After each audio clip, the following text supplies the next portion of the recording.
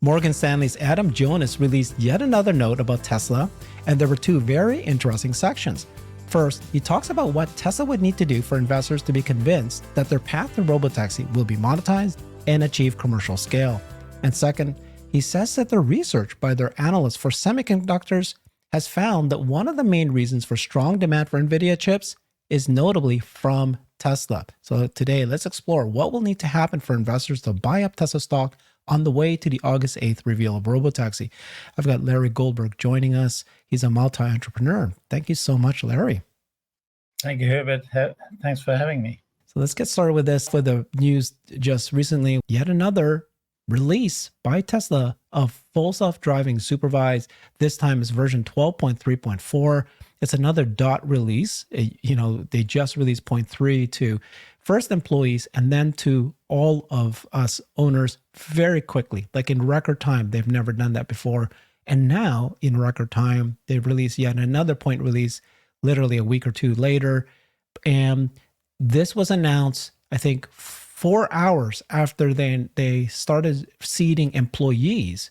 4 hours later, now 0.4 is being released to normal Tesla owners. And in fact, even to the legacy Model S and X owners, they're so happy because they've been complaining that they didn't get their upgrade. Now they finally got 12. This FSD software rollout speed is increasing. So any comments about the speed of progress and what you're seeing happening with these dot releases?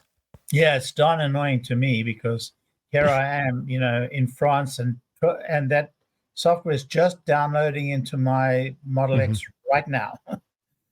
So annoying. I would love to be able to test it, and I'm looking forward to the testing. But this speaks to the power of Tesla's AI training suite.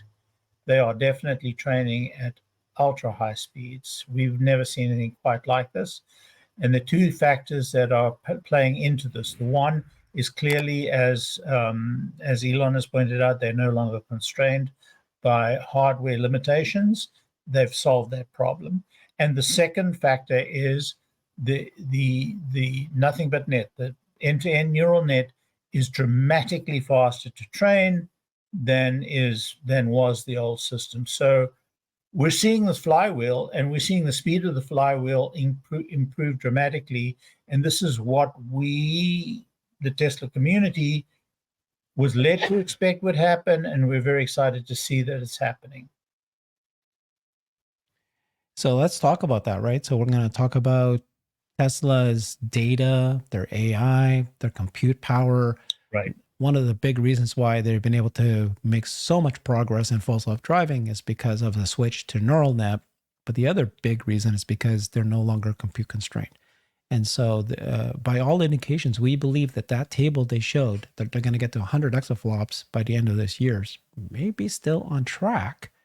And this research by Morgan Stanley, who did what they call channel checks, their semiconductor expert who follows NVIDIA closely, did channel checks, and they are now saying that they think that one of the biggest buyers is Tesla.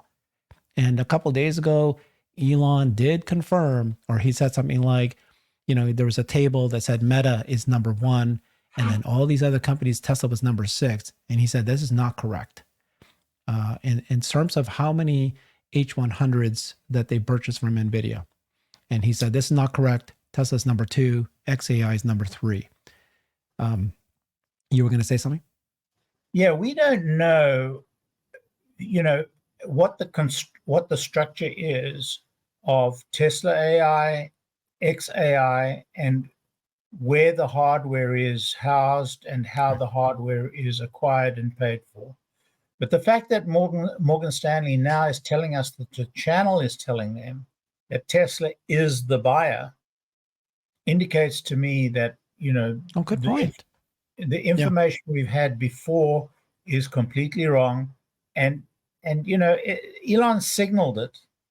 And Elon doesn't, when he signals something, you should pay attention, because by and large, he's been absolutely on target every time he's given us the signal. So I have to believe that Tesla is the principal buyer. I have to believe that Tesla, that they have long history with NVIDIA, very strong experience with NVIDIA. They have built, very large NVIDIA uh, uh, supercomputers before, and I think they've done it again. And we see evidence of it now. So, A, Morgan Stanley's telling us that they're big in the channel. B, Elon has said they're number 2. And C, we're seeing these releases coming at phenomenal speed. I mean, a couple of weeks at a time. We've never seen anything like it. And without that kind of training compute, without that kind of hardware, it would not be possible. So all adds up. It all adds up. Thank you for doing that. Summarizing it perfectly right. I was going to do that too. I like that you pointed out that, right, it is actually Tesla, not XAI. And Elon said Tesla would be number 2, XAI would be number 3.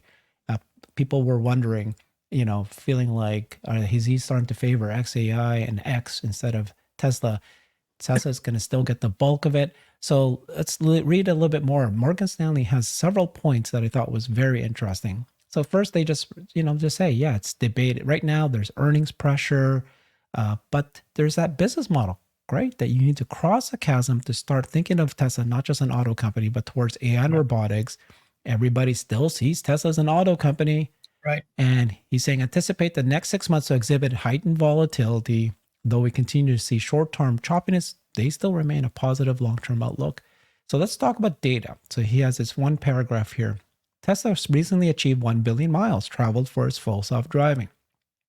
Tesla's fleet drives more miles in 5 minutes than Apple's now canceled autonomous fleet, driven in a year. So in 5 minutes, we know that Tesla's hit 1 billion miles, and the next up is Waymo at 50 million miles. So they are just blowing everybody away. By 2030, we estimate Tesla's global vehicle fleet will approach 40 million units in service.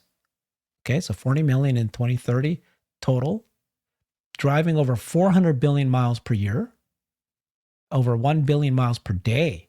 Is that what you're going to get? Or nearly 13,000 miles per second. And by the way, these numbers, they're actually pretty low from what they're very modest, very modest. So from our conversations with AI experts, such a monumental data set may be an advantage for machine learning and neural networks. So yeah, I mean, do you believe that data matters? And do you believe that FSD matters? And one of the things we have reported several times now is that Tesla's in their master plan part 2, they said at that point 8 years ago, they said that we estimate that when we get to 6 billion miles of FSD driven, that's when we're going to get worldwide regulatory approval. Worldwide. At that point, it's going to be so convincing of what they're going to be able to do that no country is going to be able to not say, we better do this. 6 billion, we're already at 1 billion. And some people are estimating that we might get to 6 billion, if not the end of this year, maybe next year. So, this year is not possible, but certainly by the end of next year. Look, it's a flywheel. We talked about the flywheel speeding up, and at this speed of the flywheel, this is very powerful. I wrote an essay recently about the issue of data. It's not data that counts, Herbert. It's proprietary data that counts. These LLMs have rapidly become commodities. I mean, the great battle of LLMs is going to turn out to be kind of, so what? Because everybody's training on the same data and everybody's doing the same training. And so what they're going to reach is a point at which the incremental add will not be much. If you look at the growth of power of these LLMs, you'll see they're all converging on the same point. What is the point of this? The point of this is that the data doesn't matter. It's the proprietary data that matters. The guy that's going to score really seriously in this new world is the guy that controls data that other people do not have access to, and that's important. And right now, there are 6 million Tesla vehicles gathering that data in the real world on a daily basis. No other vehicle, no other group of vehicles, no other make of vehicles, no other country full of vehicles have got that capability. There are many vehicles on the road, but they're not data gathering vehicles. And Tesla have them, and they're accumulating these miles at an enormous rate. And this data set is going to become the most valuable data set on Earth, because it's going to be the secret unlock. And Tesla will own it. So placing a value on this is extraordinarily difficult, because this is a whole new world. But I can tell you it's a very important new world. So I'm aligned 100%. I don't know whether it'll be 6 million or 4 million or 10 million. All I know is that the more data that they gather and the more they can manage that data in terms of pulling out the important components of the data, processing those important components, and using those important components to inform their models, that's the magic potion. And then once they have that, it's game over. So there's two things that could disrupt everything you just said. So obviously, I totally agree with everything you said. Data matters. One is simulation, and the other one is compute. So simulation, if you could just not have, you don't need the real world cars with all those cameras out there, and you don't need to grab that data. I can just simulate everything, and I can replicate what happens in the real world. I don't need that. But what I've been hearing from experts, including robotic experts and CEOs, they've said that simulation takes you 90% of the way there. 10% of it, you need 100, just 100 real world experience is equivalent to 1 million plus simulated scenarios. But, the question is, can you simulate? And Elon himself posted a post just a couple days ago saying that this is not something that simulation can solve. And there's a reason. That. Yeah, I do. There's a reason that he said that, and you can pose very quickly. What is the problem that Tesla faces in terms of getting, to the end goal? It's the corner cases. Mm-hmm. The corner cases are the very thing that you can't simulate, because you don't know what they are. You literally don't know the corner cases. Interesting. True. So, if you know what a, unguarded left turn is, or, what it is, and you could manufacture, 1 million cases of that, and you can perfect that. But what about, that corner case that you didn't think about, and it hits you? So in a given, million miles, there's going to be maybe 0 corner cases, but in a given 10 million miles, there are probably a dozen. A dozen, in fact, there's half a dozen. So that's the killer. The value of real data is that you identify those cases very quickly. And there are so many of them. There are just so many. So it's possible you can do quite a lot of simulation, but not enough, not even close to enough. It's a good explanation. But again, Elon himself is saying that you can't. And, given his track record of predicting, hardware, he knows than we do. So that's one. The other one about the data concept that you just talked about and Morgan Stanley wrote about is if you have the compute. If you have the compute, then all that data matters. So for the last 6-7 years, they didn't have the compute. And so even though they captured all that data, it was kind of just sitting there. They couldn't take advantage of all that. So now let's talk compute. So this is what Morgan Stanley said. As noted in our deep dive in Tesla's in-house computing effort, which is Dojo, Tesla has predicted that they'll reach 100 exaflops of compute by the end of this year, up from 4.5 exaflops right now. That's off the third quarter. It's probably somewhere in between there. According to Tesla, that's the equivalent of 300,000 A100 GPUs, which on our estimates would cost $7.5 to $8 billion. Whether the 100 exaflop goal becomes reality by then or not, the company would either need to ramp up its in-house Dojo compute or substantially increase purchases of NVIDIA. This is the big statement. With this in mind, we found Morgan Stanley's US semiconductor analyst Joe Moore, his channel checks on NVIDIA. He said, we continue to hear reports of stronger demand outside of the traditional hyperscaler customers, with notably robust demand from Tesla and a wide range of sovereign customers, which remain difficult to triangulate and verify, but which by all accounts are a strong source of incremental demand. So on our calculations from last year, we did encounter scenarios where Tesla could end up being among NVIDIA's very largest customers in the future. At what point will the yada flap enter the collective consciousness? So just again, Tesla themselves said we're going to hit 100 exaflops by the end of this year. People were like, what? At the time that they said it, they were at 2 exaflops. By the end of this year, we're now in April. And so are we on track? And that's why when they said we're no longer compute constrained, it gives you some indication either Dojo or they bought so much. And again, all the comments we've already made about the fact that they very likely are the second largest buyer. Yeah, we don't have visibility. Even Morgan Stanley, with all its research capability, we just have this cloud. But we do have Elon's statement that they're number 2. And more importantly, we do have actual evidence of the rate at which we're seeing the versions of this product coming out.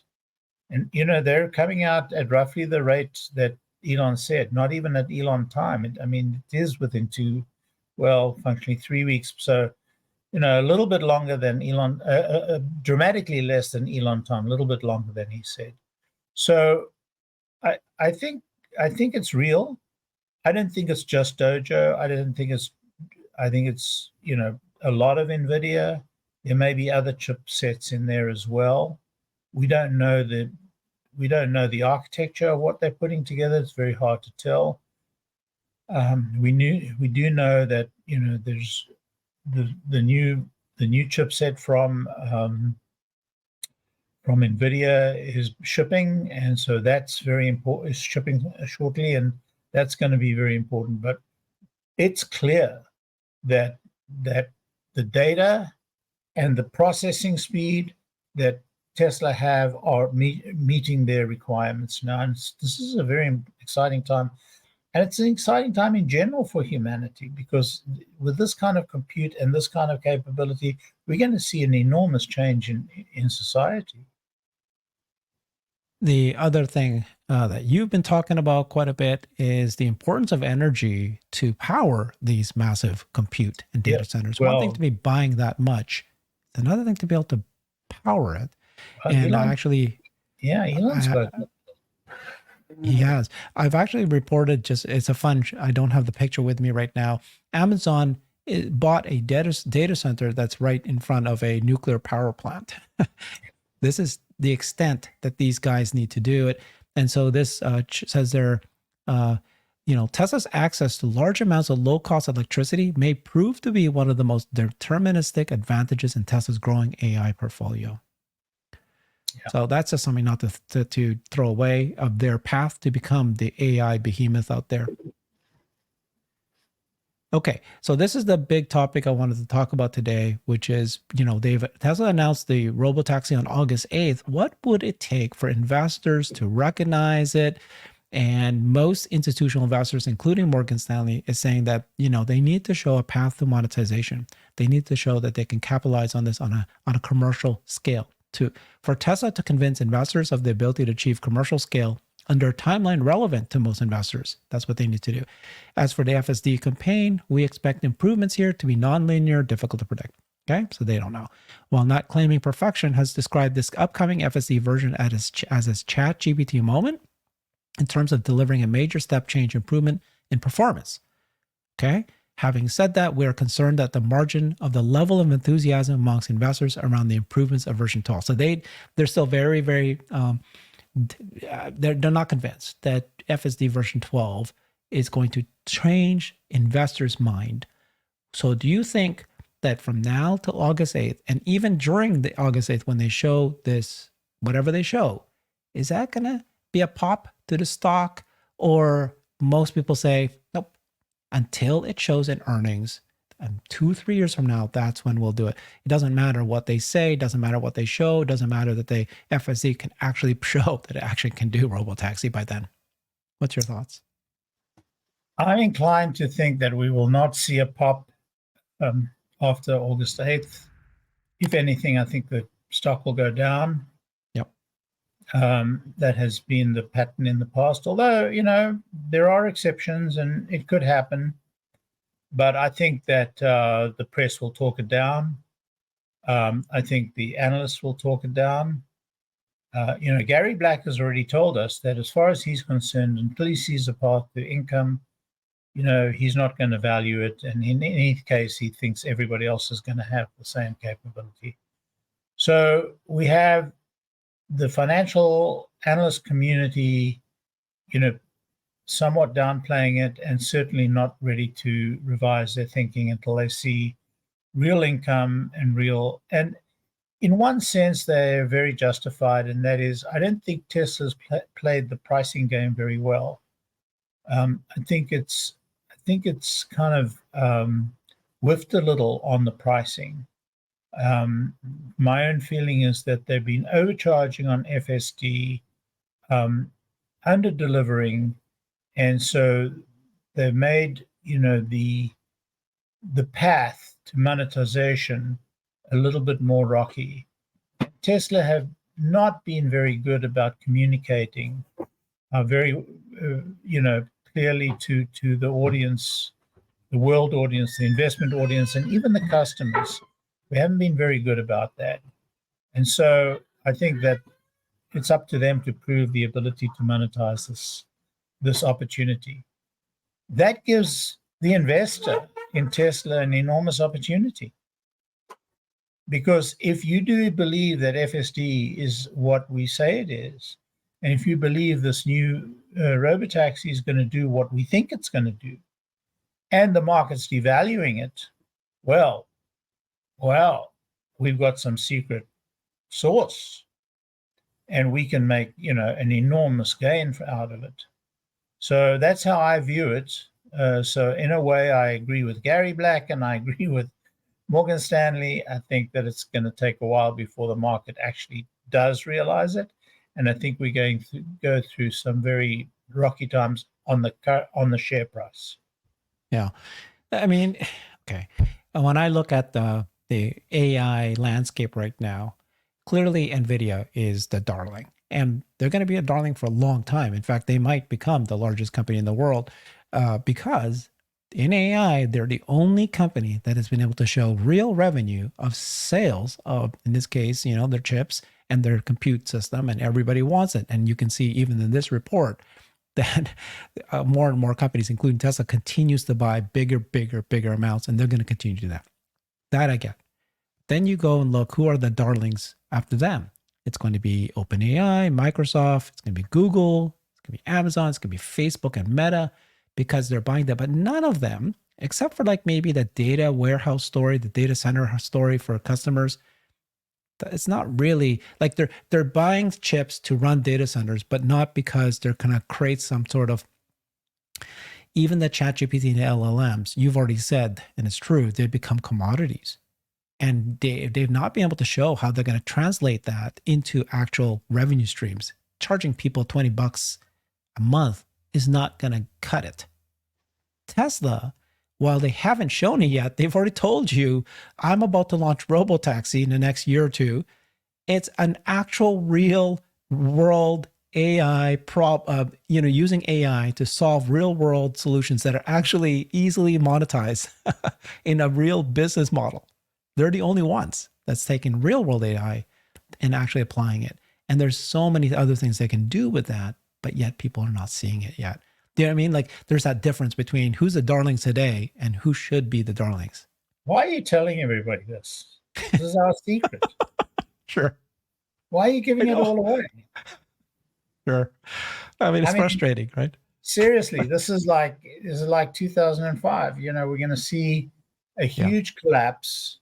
Yeah. Even NVIDIA, I think it's overdone. I think we're going to see NVIDIA is a very cyclical company. I mean, they've been through so many of these, magic moments, and they go up and then they go down. But, they're going to do very well out of it. But, it's unclear who the winners are going to be, and it's unclear what the winner is going to be. I am very sure that full self-driving is going to be one of the great winners out of this coming collapse of the hype cycle. Look, the hype cycle in 2005, who is the great winner? PayPal. Mm-hmm. The collapse of 2000, I don't mean 2005. And so the collapse of 2000, the great winner was PayPal. Who is the great winner of the collapse of 2008? SpaceX and Tesla. Who's going to be the great winner out of the collapse coming? Elon. Anything Elon does. And it's going to be bots, right? I mean, bots and robotaxi to me are the biggest, by the way, the most biggest industries that you can think of, solved by AI. And I think space industry is also going to be as big. Okay, I don't know the difference, but I mean, labor is 44 trillion. I mean, unless you land on an asteroid. But okay, so Elon's addressing the largest industries, right? And you've got to, and he's been predicting, if he's right or wrong here, but it sounds like he's going to be right, which is in 2 years, the rate limiting issue right now is chips. Everybody's going after that. In 2 years, they're going to need so much energy. Tesla's positioned best for that, whereas everyone else, nuclear power plants, Larry. Nuclear power plants. Here's the magic. Just remember the word interconnect. Yeah. That's going to be magic. Interconnect. It's not even the transformers. Before you get a transformer and you make it work, you have to connect to the grid. The grid and interconnect, two largest opportunities, and they need massive reorganization of an industry that goes back to Edison. It has to be reorganized. You're talking about energy, the I'm way energy is delivered? Organization of the grid. I'm talking about the grid itself. The organization and the technology of the grid. That's the limiting factor. Not transformers, but the grid structure. Okay. Yeah, I'm suspecting it's going to become distributed where, instead of all just in one area. You have no idea how big a revolution that's going to have to be at every level of government and every level of industry. It is a massive transformation. It's a transformation that's bigger than FSD, is bigger than everything else, but you heard it here first. Sounds good.